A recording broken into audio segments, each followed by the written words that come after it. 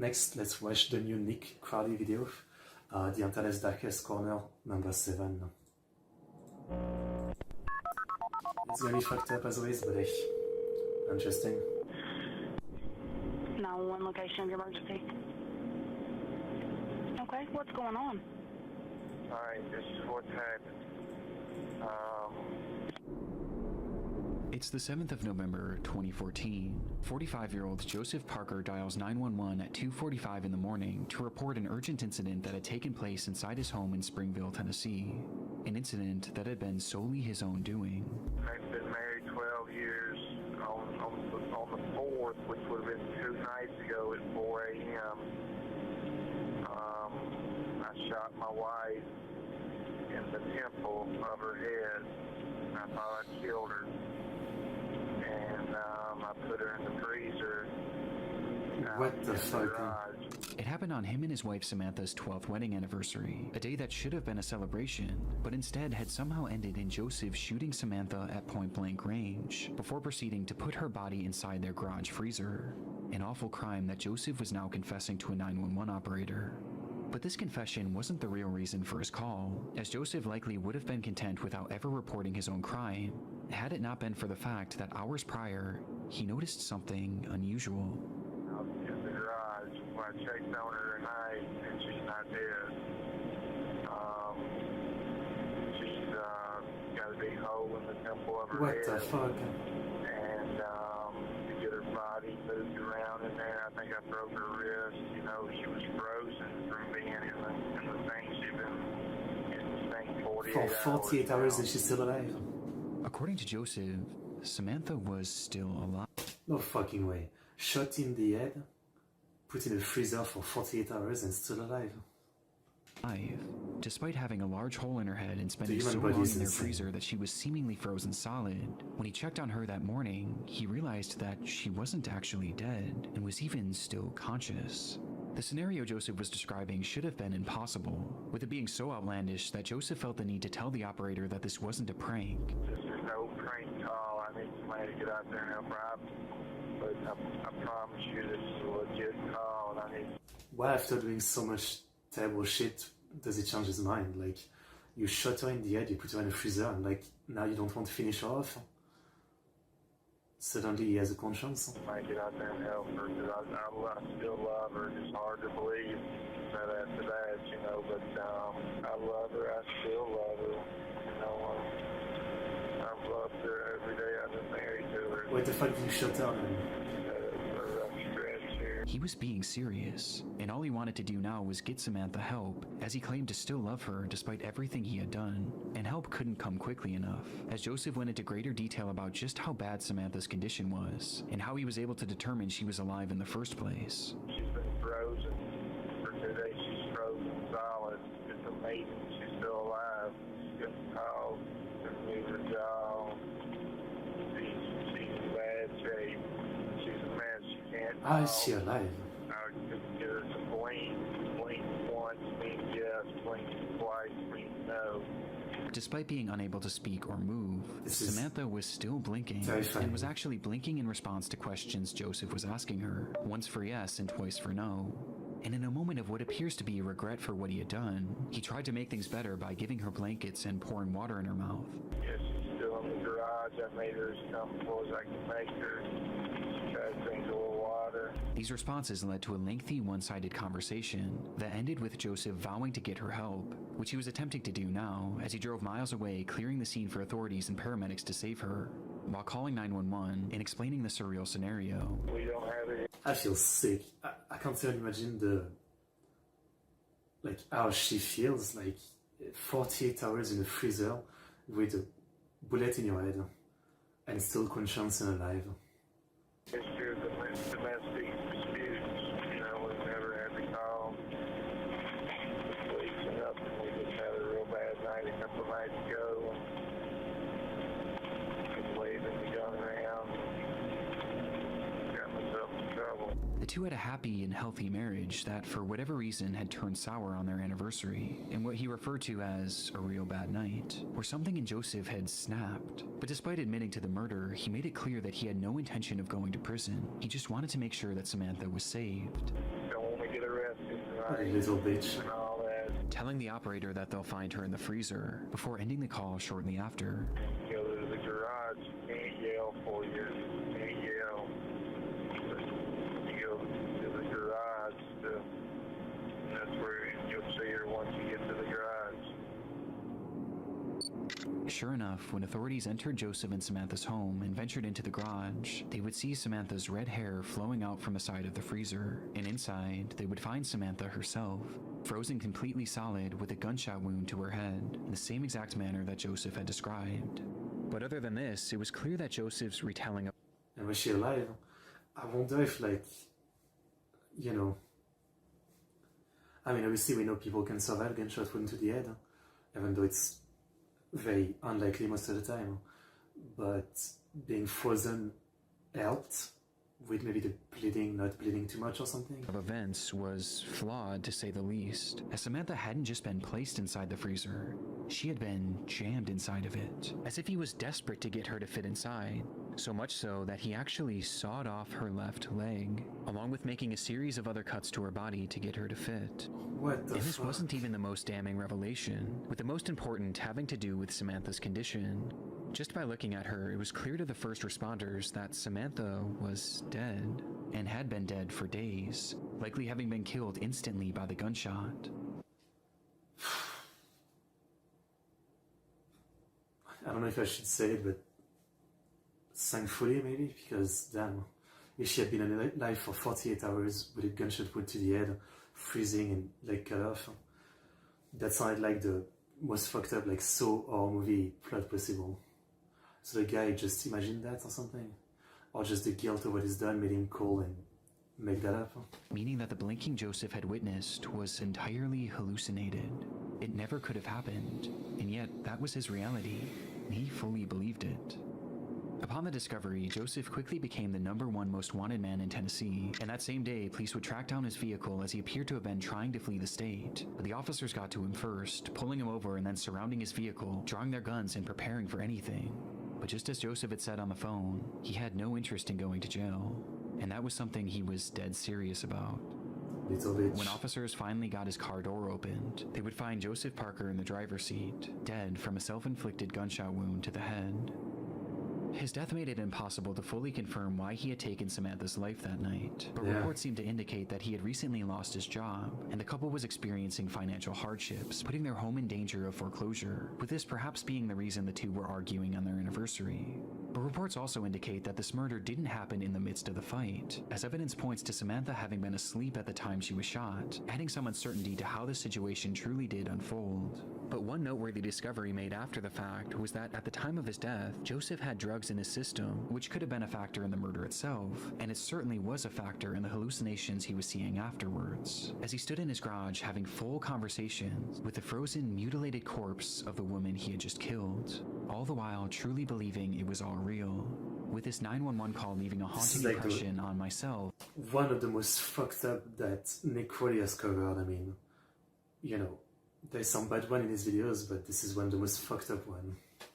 And the many others who have stumbled across it in the internet's darkest corners. Breaking news now, this out of Brandon. Yeah, I mean, you know, in a way I'm glad that she wasn't alive throughout all this, that she died instantly, but even then, just the idea of it, that she hadn't died because, I don't know, being frozen, like stop blood bleeding or something.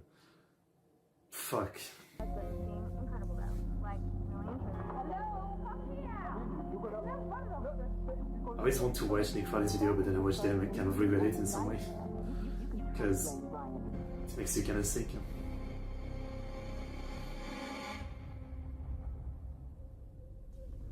Do you ever feel like you're being watched?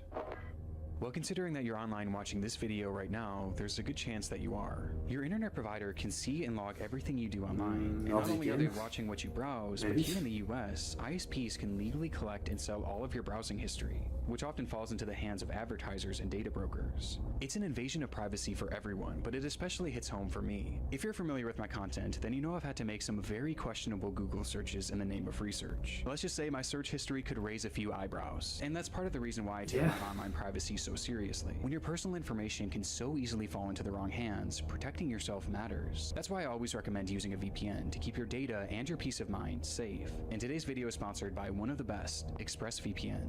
With a click of a single button, ExpressVPN encrypts and reroutes 100% of your network traffic through secure servers, meaning ISPs can't log your activity, leaving nothing to sell to advertisers and data brokers.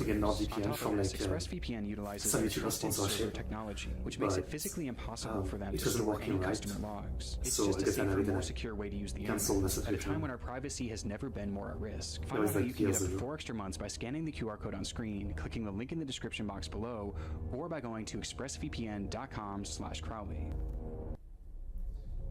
But then, Jennifer Sheffield.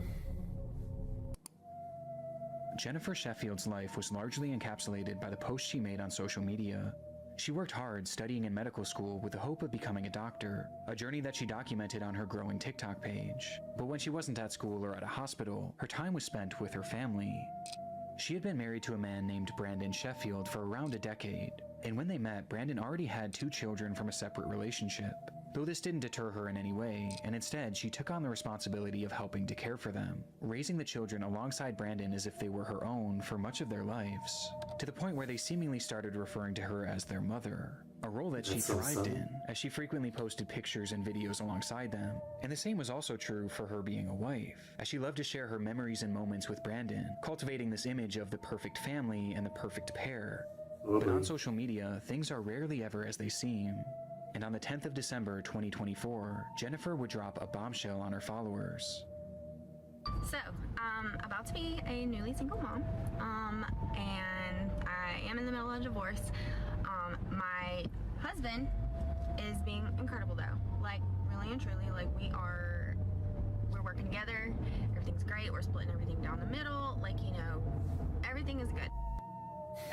I don't want to be that guy, but not only is she like filming the fucking video and looking at the camera, but she's also like, I mean, not really holding the wheel.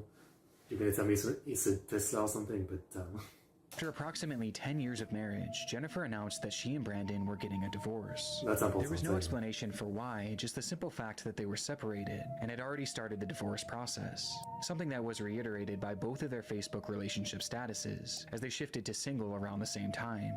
Despite the sad and even shocking news, it was clear that they were handling it better than most. There didn't appear to be any resentment between them, as Jennifer described Brandon as having been incredible throughout the process, supporting her in any way possible, which was obviously good not only for them, but for their children, who were top of mind for the pair. It is a very civil divorce with our daughter in mind, and I really appreciate that. However, you know, I'm going to be a mom, single income right now. It has to be. He will be helping with her. He will be supporting her, you know. So essentially, like, I'm really thankful for that, and that I will not have to worry so much about supporting her. It was apparent that there was some kind of custody split being discussed between them, which isn't really made fully clear in the video. But what was clear was how grateful Jennifer was for Brandon's support. But even with this help, this marked the first time in Jennifer's adult life that she was really on her own. I've never done this before. I've never been on my own before. So yeah, if you just have any tips, like, I would really appreciate it, because like, I'm a little scared right now. It was uncharted territory and something that she was understandably nervous about. But despite her fears, Jennifer maintained an optimistic attitude. And thankfully at this point, the divorce itself was going about as well as it could be. They were both supportive of each other, they were both thinking of the children, and there seemed to be no bad blood between them. Though, as I said before, on social media, things are rarely as they seem. We have more breaking news now. This out of Brandon, where husband and wife are dead following a murder. According to Brandon police, the couple was found on Toulon Street this morning after family conducted a welfare check on 30-year-old Jennifer Sheffield. 18 days after posting this video, praising Brandon Sheffield for the incredible way he had been handling their divorce, both Jennifer and Brandon would be found dead inside their Mississippi home. He did it? That morning, family members arrived at the house to perform a welfare check, but noted signs of foul play outside, leading to them calling the police. Inside, officers discovered the pair lying next to each other. Each had a single gunshot wound to the head, with one thing being blatantly obvious. Brandon Sheffield had been the one to pull the trigger both times, shooting Jennifer before turning the gun on himself. So I guess he was like acting like a good guy, you know, willing to do the divorce, but he probably was planning this for a while. What happened that night isn't fully understood, Insane. but the motive is fairly clear. This was likely the result of the divorce that Brandon had supposedly been handling so well. Though obviously there seemed to be more going on behind the scenes. Perhaps the violence was spurred on by the holiday season and Brandon's realization that this would be their last as a married couple. Or perhaps he just wanted Jennifer all to himself. And if he couldn't have her, no one could. Since her murder, Jennifer's video has become a morbid piece of internet history, and just seeing how It's just insane. I mean, I don't really know what to say except, like, you know, that almost implies that he also doesn't give a shit about his kids. He literally took from these kids, like, both parents. Like, if you were so sad to not be with her, like, kill yourself, but fuck. That's the double side, right? Like, it also proved that he just didn't give a shit about his kids, because then imagine being the kids and now they're gonna have to live with that knowledge. My dad killed my mom. full of hope she was is heartbreaking in And did hindsight. himself. And because of Brandon's actions, not only was Jennifer robbed of her future, but these children were robbed of their mother figure and their father figure all in one night. And making this even more devastating, some articles have claimed that one of these children was actually in the house during the shootings. What Brandon did was nothing short of evil, but surprisingly, not everyone has seen it this way, as the discourse around this case has somehow led to people actually sympathizing with him, and even blaming Jennifer for her. Okay. Incels though. I mean, I'm not always a fan of like this kind of simple, word throwing, but this kind of post is incel. The whole thing about like men sacrifice their happiness for their families and women sacrifice their families for their happiness. Like this is incel shit. Like this is the post that someone make because they have no good luck with women and they think everybody is the same. Like this is a stupid ass post with no context. They absolutely have no idea of the relationship. And I'm not saying that it's not like that sometimes, that there isn't woman who gets with guys just for like, profiting of them or something. And same thing with some guys, I'm sure. But here there's literally nothing telling you that. This is just like the kind of bullshit Twitter incel post bait that you see all the time. Just, I don't even think you need to highlight this. I mean, these people are too far gone to have any logic. This case has somehow led to people actually sympathizing with him, and even blaming Jennifer. But at the same time, isn't there like a ton of women who always fall for like serial killers? I mean, Ted Bundy, Manson, etc. There's just a lot of insane people out there. What do you want to say? For her own murder. Sadly, this is just a fraction of the disrespect that Jennifer has faced since her death, as there have been numerous other online controversies surrounding her and her family. Though for the sake of this video, I don't want these to distract from the very real story and the very real victim at its... Twitter is a cesspool. Reddit, which I actually use and look at post every day, is also kind of a cesspool. I ain't gonna lie. It's the kind of place where like it might make you lose faith in humanity because people's takes are so extreme, and sometimes you see like dozens of people, hundreds of people with thousands of likes, but you still got to remember that this is only like minorities of people. Not saying that it shouldn't be talked as a problem, but that's what I always have to remind myself. Like sometimes on Reddit I see both sides. Like I always check out the popular post of the day on also Reddit, and almost every day there will be one post from like the woman subreddit, which will talk about how men are terrible and all that, and then in some other posts will be guys kind of saying similar things. I don't use Twitter, but I know Twitter is like 10 times worse. So again, I think what's good to remember is that those people are the minority, hopefully, or maybe I'm deleting myself, but I think they're the minority. Core, a young woman who will now never get to experience the future that she was so hopeful for. I had this feeling this morning for some reason to tell you that it's gonna be okay. You still have a purpose. You've got to keep pushing. You still have a heartbeat. And that means that you've got to keep going. The kids though, that's the saddest thing, because they're still alive and they have It to was deal with unlike this. anything she had posted before. Throughout 31-year-old Rania Ibrahim's Facebook page, friends, family, and followers have been accustomed to seeing posts of her children, various religious texts, and other media from her day-to-day life. But on June 14th, 2017, Rania would begin her very first live stream, and it was clear from the start that something had gone terribly wrong. In the front door. Okay, I don't open the front door. You're going to bring the smoke in. Okay. You're not going to be able to breathe. Your children. Maybe someone else. Fire? They're in the other flat. Are you sure? They've gone into the other flat. The footage is from Rania's perspective, as she and another woman discuss what lies behind the front door of the apartment unit they were in. The woman, believed to be 33-year-old Isra Ibrahim, told her not to open the door as it would let the smoke in, while Rania insisted that people might still be out there and in danger, eventually leading to her peeking outside, and in turn giving us a glimpse inside their nightmare situation. There's too much smoke here. Okay, I'm not opening. الله لا إله إلا الله في حريق في العمارة لا حول ولا قوة إلا بالله العلي العظيم يا الله.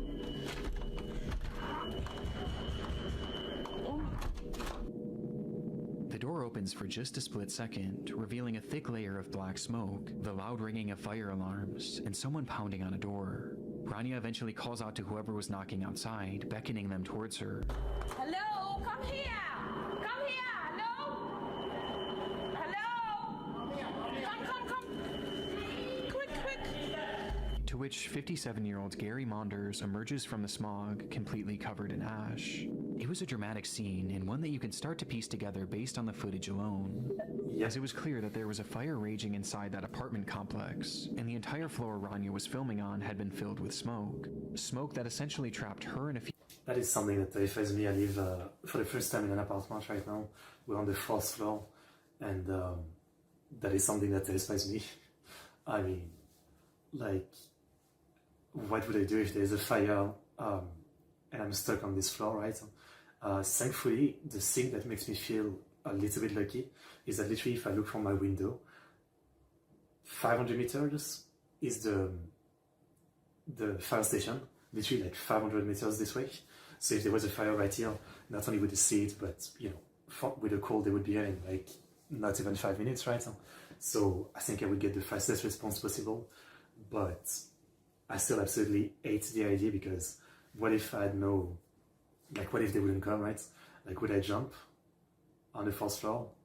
On this side I could probably land on some cars. Would I survive? But also I have my animals, right? Like 2 cats and a bird. Like, how would I manage to save them? And also, you know, yeah, it's the kind of thing that, like, you know, when you're trying to sleep, your brain decides to think about that for no reason. Anyway. Few others inside this flat. Given the sheer amount of smoke in that hallway, it was obvious why the others in the room insisted on keeping that door closed. But Rania continued to hit back on this, as she didn't want anyone to be stuck out there alone. You're gonna... because the smoke is coming. But the people outside. Yeah, let them... Hello. Close the door. Hello. Okay, I'm going out. Hello. She's brave. Oh my God, I closed it. Before eventually conceding and closing the door for good. It was obvious that the situation was dire, but just how dire wasn't revealed until Rania made her way over to the window. Okay, I'm not going, okay. Oh, the fucking eye. That's way too high. They were 23 stories in the air, in the highest floor of the Grenfell Tower, located in North Kensington, London, England, where Rania and hundreds of others lived. And now, somewhere in that high-rise, was a growing fire. العمارة كلها ولعت من فوق لتحت. احنا في آخر دور هو اللي لسه ما ولعش يا ربنا يستر إن شاء الله. لا حول ولا قوة إلا بالله العلي العظيم. As she looks out the window, Rania tells her viewers that she believes the fire had started from the bottom of the structure and was quickly working its way up to them, with it now being just 1 floor below them. But officially, this wasn't the story that Rania and the others in the room were being told, as each time they would dial 999, the operators would tell them that the fire was generally contained and leave them with one clear instruction: stay put. This was the name of a nationwide rescue policy for all high-rise fires that stated that people should stay in their flats and wait for rescue as opposed to trying to... Like, I understand the logic, right? But I don't think I would be able to do it, you know? Like, I would try to find a staircase, and then if the staircase is on fire, you know, and I didn't pass out from smoke inhalation, then I'm fucked. This is a nightmare scenario. Escape on their own, as buildings like these were made from thick concrete and should hypothetically keep fires relatively contained in the flat that they started in for an estimated time period of around 2 hours. And considering that this fire had started roughly 1 hour before Ranya's stream, they should have been relatively safe until rescue crews got to them. And when looking outside, the fire wasn't even noticeable, meaning it was possible it was still contained and had simply been producing a lot of smoke. But that belief was far too optimistic for reality. 1 hour before Ranya's stream. Fire brigade. Yeah, hello, hi. In the fire, flat 16 Greenfield Tower. Sorry, a fire where?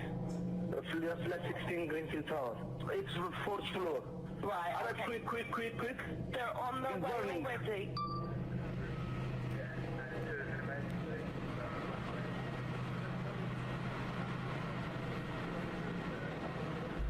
Approximately 1 hour earlier, on the 4th floor of the tower, a man called 911 to report that his freezer had caught fire. It was an incident that had happened through no fault of his own. My first thought is like, is there no fire alarm? Like, even if it's supposed to be contained in the flat itself, you would want to evacuate everybody. And due to his quick phone call, firefighters would arrive on the scene within minutes, one of whom was wearing a camera that showed that they were able to handle the blaze in a relatively efficient manner.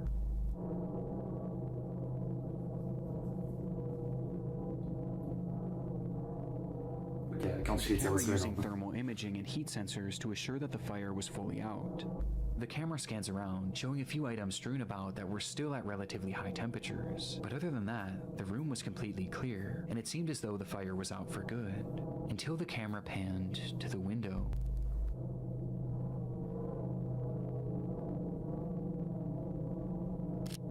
Revealing scorching hot droplets of debris falling from the outside like molten rain. The fire had spread above them and was now burning up the side of the building in a manner that was completely unprecedented and defied any sort of logic based on the firefighters' knowledge of the scene. And by the time they even realized what was happening, things were already out of hand. Yeah, how did it get above? What the fuck?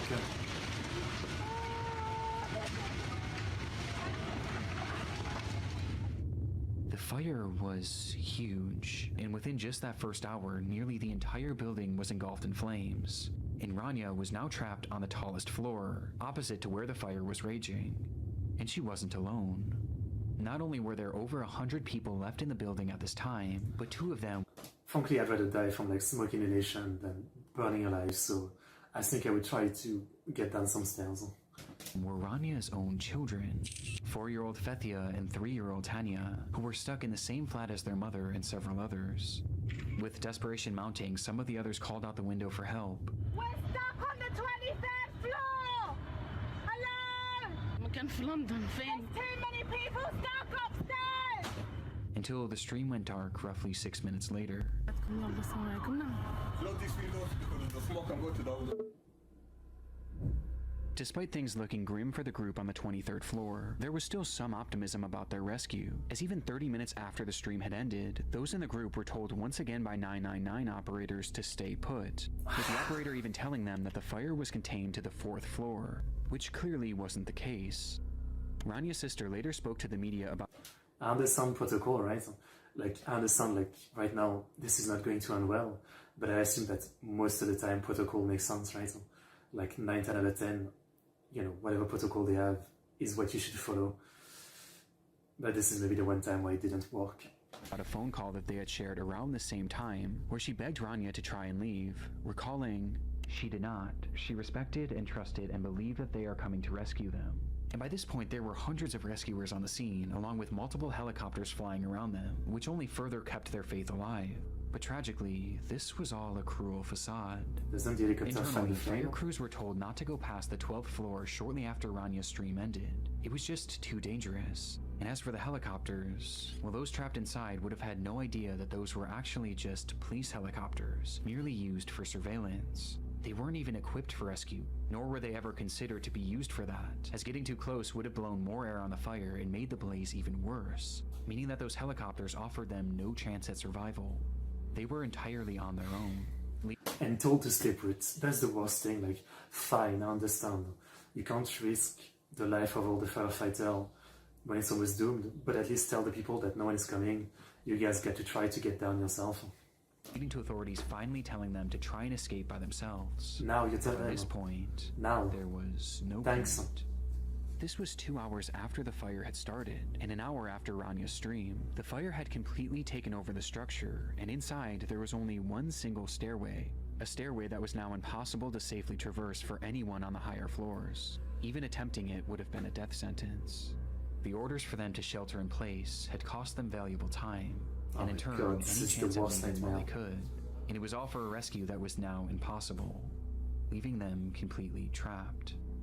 Rania, Fethia, Hanya, and everyone else shown in this livestream would perish in what we now know today as the Grenfell Tower Fire, a fire that claimed the lives of 72 people, and one of the worst fire tragedies in Europe's history.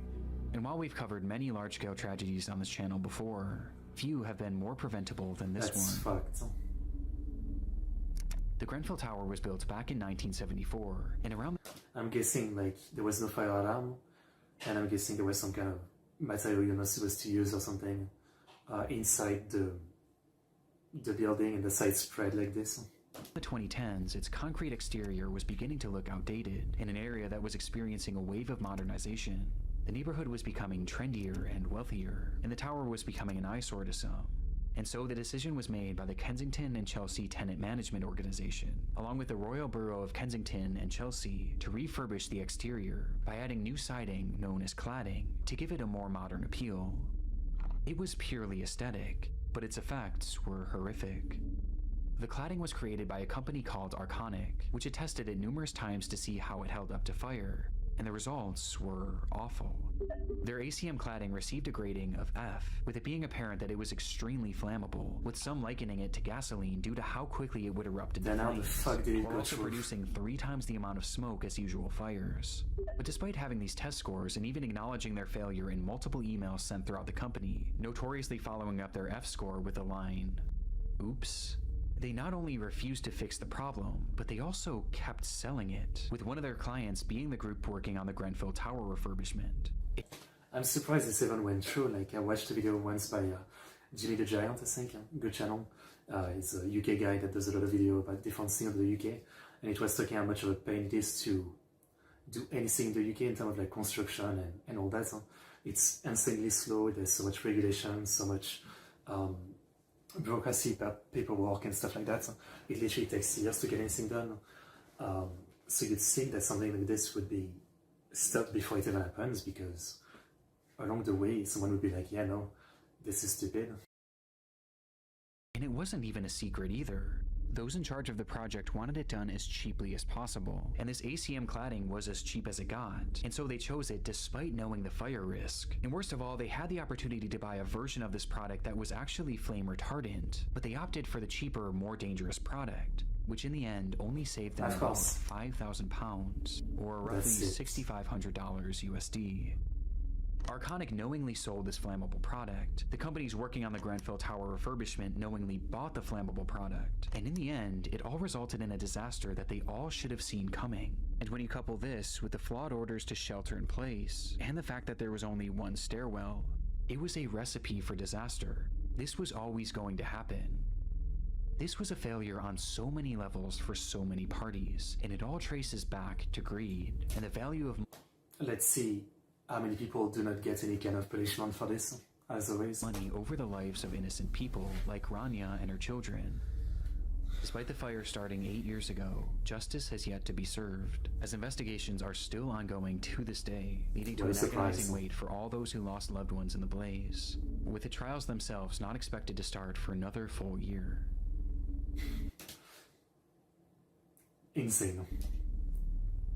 The policy of stay put remains in effect to this day, though it has been slightly altered since the fire. I mean, again, this part is maybe the part I can like give a bit of leeway. I think, you know, it just makes sense. I assume like firefighters have had so many times where like people try to get out themselves and they pass out because of, you know, the smoke, and then they have to try to collect people all over the place. So it makes sense for the firefighter to like have this policy of like people staying put, and they can find all of them at once and guide them. I'm guessing that again, majority of the time, this makes sense. In this case, there was too much fuck up, so, you know, it didn't make sense, you know. Rest in peace to everybody. Estimated that there are still thousands of residential buildings in the UK and worldwide with flammable ACM cladding. Yeah, I mean, for myself, like, I don't know if there's too much flammable, but like, in the building I live, there's a lot of amiant, I think it's called. It's like an old toxic thing that they used to use to construct building and house, but I think now you're not supposed to anymore, but you know, it's an old apartment building, so there's a lot of that. I don't know if it's flammable though. Don't hang up. It was the usual start to the day for Rhoda McFarland. The 42-year-old manager of the Lane Bryant store in Tinley Park, Illinois, was no stranger to big sales. It's the Have It All sale at Lane Bryant. Lane Bryant had a habit of launching monthly clearance events, sending out flyers and airing commercials in the days and weeks before to let all of their customers know. And this day, February 2nd, 2008, was yet another one of these sales. She knew it would be a busy day, and potentially a stressful one for one of her employees, as that morning only one worker was scheduled to open the store, something that Rhoda disagreed with, leading to her coming in to help, even though she had the day off. But like I said, this was a typical morning for her, as this was just the kind of person she was, always willing and wanting to help others. And as she clocked in for work that morning at 10 a.m., she and her coworker braced for a potential rush of excited shoppers. The rush, however, wasn't as dramatic as they may have expected, and in the first 15 minutes or so of opening, only 5 people had entered the store, 4 of which were female shoppers looking for some deals, while the 5th was a delivery man who walked in holding a stack of papers. The man approached them and made casual conversation, but after a few minutes had passed, he kind of just lingered around, never actually delivering anything, which Rhoda found strange, especially considering that it was Saturday, a day that they typically didn't receive packages. Growing more and more suspicious by the minute, Rhoda quietly placed a call to a nearby Lane Bryant store, who confirmed to her that there was in fact nothing scheduled to be dropped off that day. But before she could even process this information, an incident was already unfolding around her. Out of nowhere, the delivery man pulled out a pistol and pointed it at the women, yelling at them to hand over the money from the register, before proceeding to round up Rhoda, her employee, and the 4 women shopping, demanding that they all give up their cash and jewelry. After he was satisfied with the collection, he forced the women into the back of the store, where one by one he bound them with duct tape, placing them each face down on the floor, and putting underwear over their heads to obstruct their view. In the minutes following, he would venture back out into the store where 2 other women had entered, and they too were then robbed and then forced into the back room, where they were eventually subdued, but not before he struck one of them in the face with his pistol, nearly knocking her unconscious. It appeared to be a fairly high-level robbery, but after he now had them all in the back room, the whole operation seemed to grind to a halt. It was like he didn't know what to do next, as he started pacing the room and slowly losing his cool. The minutes ticked on, and the more time that passed, the more agitated he became. It was clear that the pressure was getting to him, and sensing his disorganization, Rhoda seized the opportunity, quietly slipping her hand free, allowing her to call 911 through her Bluetooth headset. 911 emergency.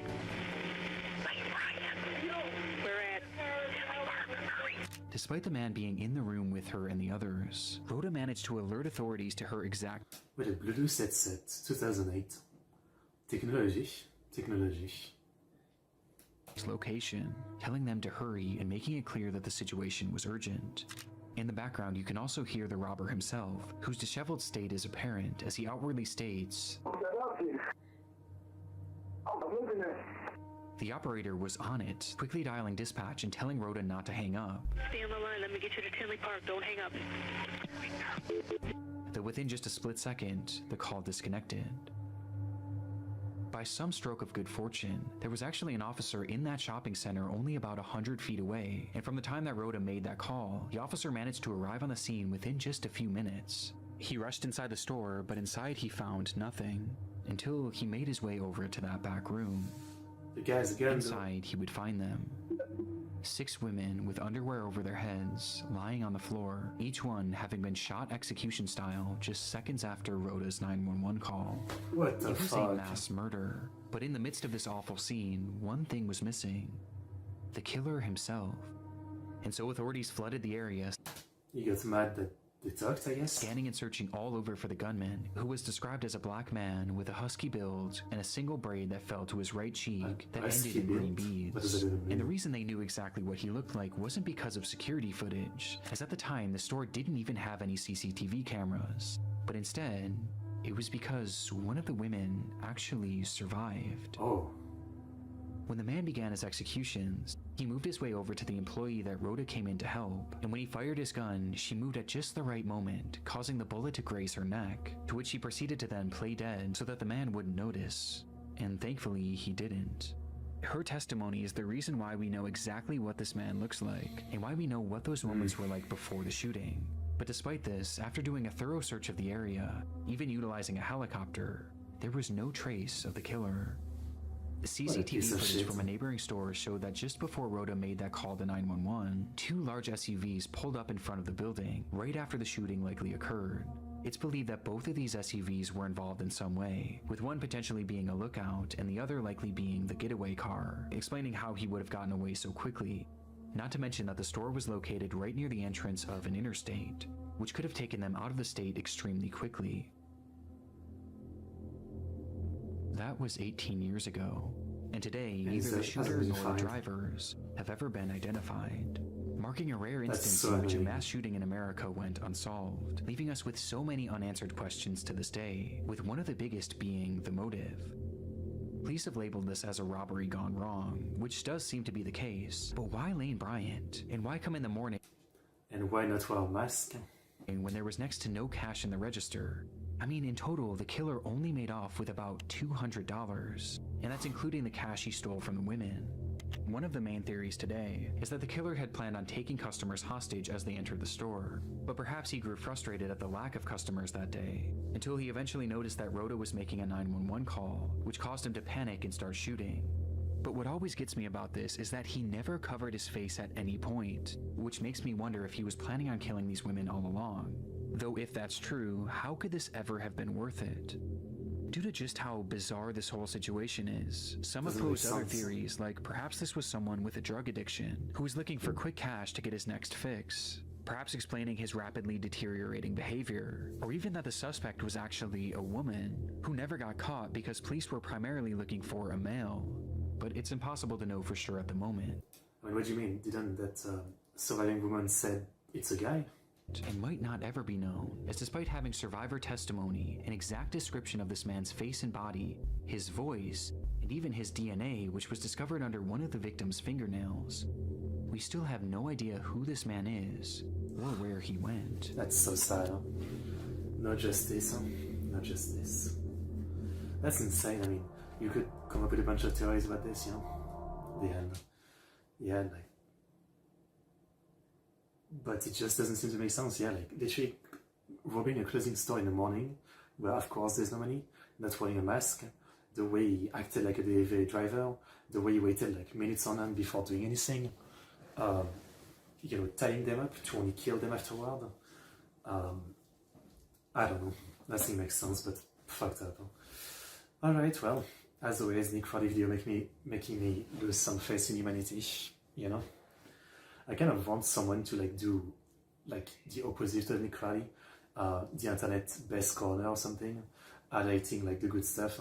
I know it would get like a fraction of the views because people love the more dark stuff, morbid curiosity and all that, but I kind of want the opposite, like the internet's best corner, and you know, you find some kind of like ultra specific Facebook page about like cute puppies, and you know, this woman that has been running this Facebook page for 20 years and you know, she's a saint or something. That's kind of what I want to see as a palette cleanser.